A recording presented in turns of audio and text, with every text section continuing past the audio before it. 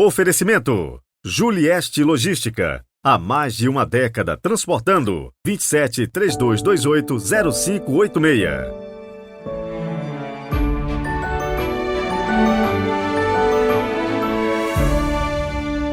Vigésimo primeiro domingo do tempo comum, 27 de agosto de 2023. Sejam muito bem-vindos ao nosso podcast de hoje. Quero cumprimentar todas as mães que oram por seus filhos. Celebramos Santa Mônica, que rezou anos a fio, incansavelmente, pela conversão do filho. Ninguém mais, ninguém menos que Santo Agostinho. Rezemos juntos!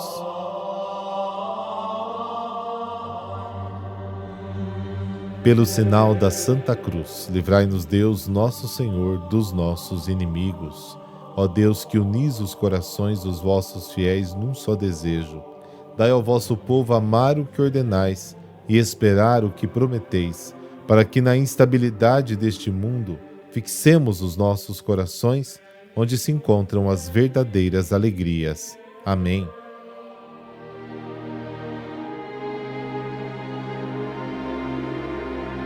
Mateus, capítulo 16, versículos de 13 a 20. O Senhor esteja convosco, Ele está no meio de nós. Proclamação do Evangelho de Jesus Cristo segundo Mateus. Glória a vós, Senhor. Naquele tempo, Jesus foi à região de Cesareia de Filipe e aí perguntou a seus discípulos: Quem dizem os homens ser o Filho do Homem? Eles responderam: Alguns dizem que é João Batista, outros que é Elias, outros ainda que é Jeremias ou algum dos profetas. Então Jesus lhes perguntou: E vós, quem dizeis que eu sou? Simão Pedro respondeu: Tu és o Messias, o Filho do Deus vivo. Respondendo Jesus lhes disse: Feliz és tu, Simão, filho de Jonas, porque não foi um ser humano que te revelou isso, mas o meu Pai que está no céu. Por isso eu te digo que tu és Pedro, e sobre esta pedra construirei a minha igreja, e o poder do inferno nunca poderá vencê-la. Eu te darei as chaves do reino dos céus. Tudo que tu ligares na terra será ligado nos céus. Tudo que tu desligares na terra será desligado nos céus. Jesus então ordenou aos discípulos que não dissessem a ninguém que ele era o Messias. Palavra da salvação. Glória a vós, Senhor.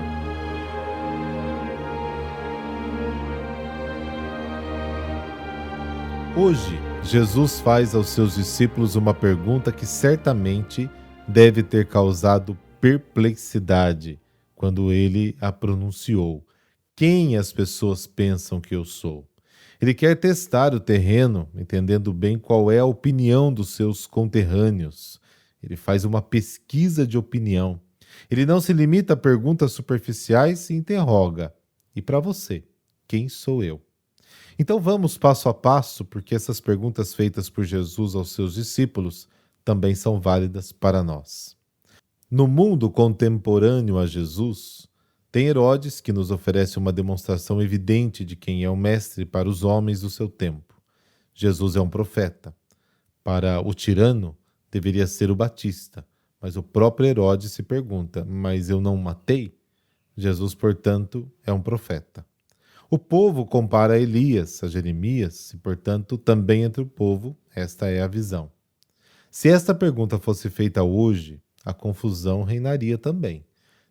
Pelo menos três vertentes, destacam a dificuldade de enquadrar Jesus. Uma primeira vertente considera Jesus uma espécie de lenda, como Orfeu. Outra vertente considera um grande personagem do imaginário popular. E, finalmente, há uma última tendência que afirma que Jesus é um grande homem, um grande personagem, mas nada mais como Gandhi, Martin Luther King. Essas visões têm em comum um grande respeito até pela figura de Jesus. Ninguém fala mal dele em si, mas são muito reducionistas. Jesus percebe a pequenez das respostas que vêm da pesquisa que lançou e por isso faz aos discípulos uma pergunta que serve para compreender mais profundamente a sua pessoa e assim intensificar a relação com ele. Quem dizeis que eu sou? Esta é a pergunta que Jesus faz a nós, batizados e confirmados hoje. É a pergunta que faz ao cristão empenhado na paróquia e a quem se limita a viver apenas a experiência dominical, a quem está afastado da fé, mas procura um sentido para a sua vida e talvez ouve falar dele assim, de passagem. E o pior é que as mais variadas linhas de pensamento influenciam a todos, até mesmo os batizados. A resposta é oferecida por Pedro, que representa a igreja: Tu és o Cristo, Filho de Deus, a grande profissão de fé.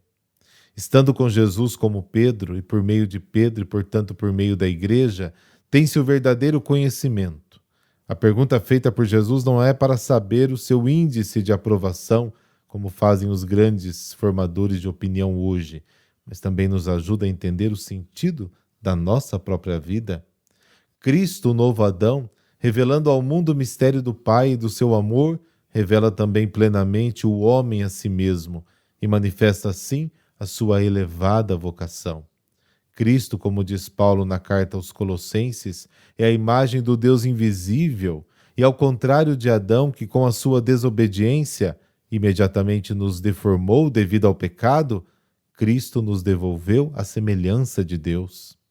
Com a encarnação, o Filho de Deus uniu-se a todos os homens, trabalhou com mãos humanas, pensou e agiu com vontade humana, e não apenas amou com um coração humano.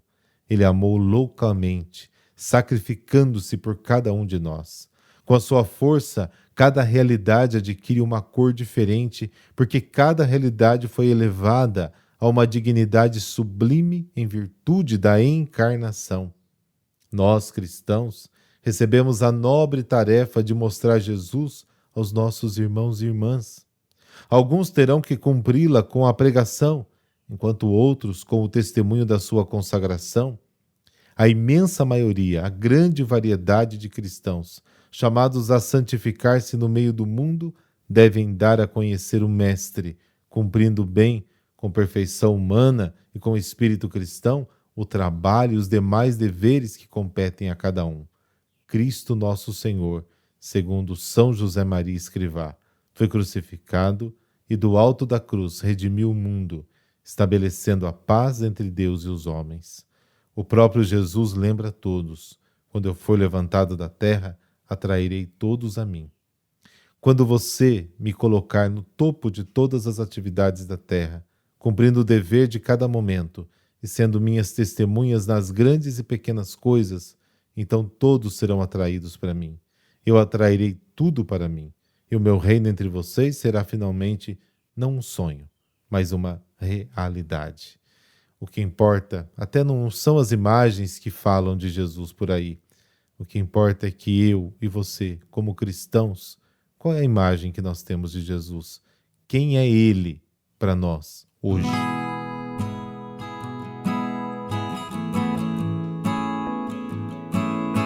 E hoje vamos conhecer um pouquinho sobre Santa Mônica, a mãe de Santo Agostinho. De origem berbere, Mônica nasceu no ano 331 em Tagaste, norte da África, no seio de uma família opulenta, mas de antigas raízes cristãs. Aplicou-se com dedicação aos ensinamentos da Sagrada Escritura.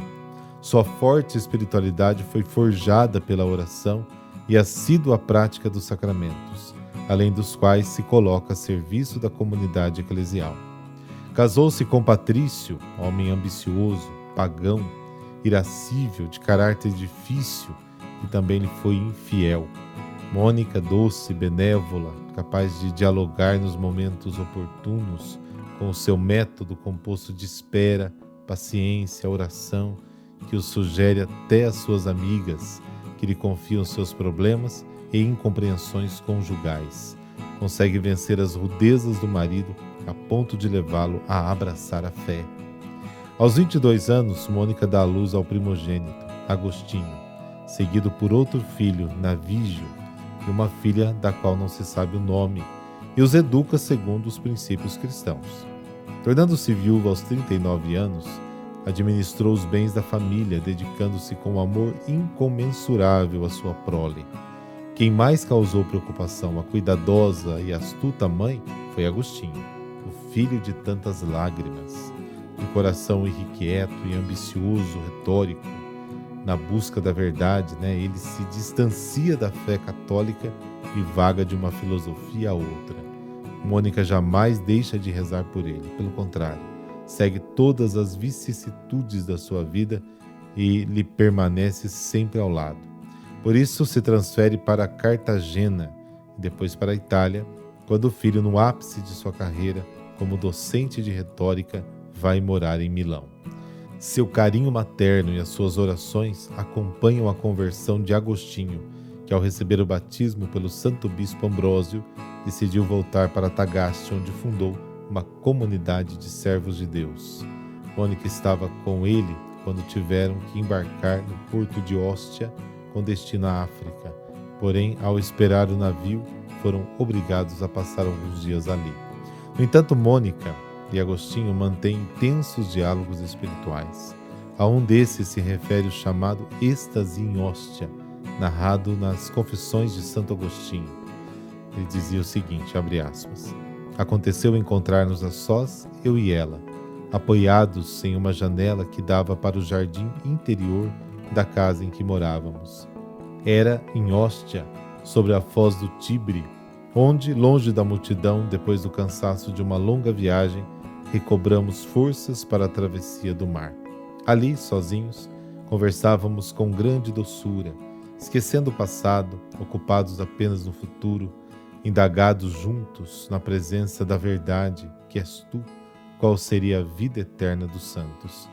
Percorremos uma a uma todas as coisas corporais até o próprio céu, e subimos ainda mais em espírito, meditando, celebrando e admirando tuas obras, e chegamos até o íntimo de nossas almas. E fomos além delas, para alcançar a região da abundância inesgotável, onde a vida é a própria sabedoria. É quando assim falávamos dessa sabedoria e por ela suspiramos, chegamos a tocá-la com o supremo ímpeto do nosso coração. Fecha aspas. Assim, Mônica sente ter atingido o ápice da sua vida e confessa ao filho, abre aspas, o que me diz respeito, esta vida já não tem mais nenhum atrativo para mim. O que estou fazendo ainda aqui? Não sei. As minhas expectativas aqui na terra já se esgotaram. Somente uma coisa me fazia permanecer aqui embaixo. Ver, antes de morrer, que você se tornou cristão católico. Meu Deus, me satisfez completamente, porque vejo que você até despreza a felicidade terrena para servir a Ele. O que eu estou fazendo aqui? Fecha aspas. Alguns dias depois, Mônica adoece e morre aos 56 anos. Seu corpo foi enterrado em Ostia Antiga, na atual igreja de Santa Áurea. O templo provavelmente é uma basílica paleocristã com uma necrópole ao lado. Os restos mortais de Santa Mônica descansam por muitos séculos na igreja de Santa Áurea. Hoje no lugar pode-se ver apenas uma lápide, porque no século XV o Papa Martinho V quis que as relíquias fossem trasladadas para Roma, na igreja de São Trifão, confiada aos frades agostinianos, depois englobada a uma grande basílica dedicada a Santo Agostinho. Ali ainda hoje encontram-se respostas aos tantos porquês diante de um sarcófago de mármore verde na capela decorada com afrescos, em 1885 por Pietro Gagliardi. Vós que fostes uma mãe intercessora, incansável na salvação dos seus filhos, ajudai as mães para que não desanimem desta missão e, rezando, possam ser pontes para que sua família chegue ao céu. Amém. Por intercessão de Santa Mônica, dessa bênção de Deus Todo-Poderoso, Pai, Filho, Espírito Santo. Amém. Bom domingo para você e para toda a sua família. Nos falamos amanhã.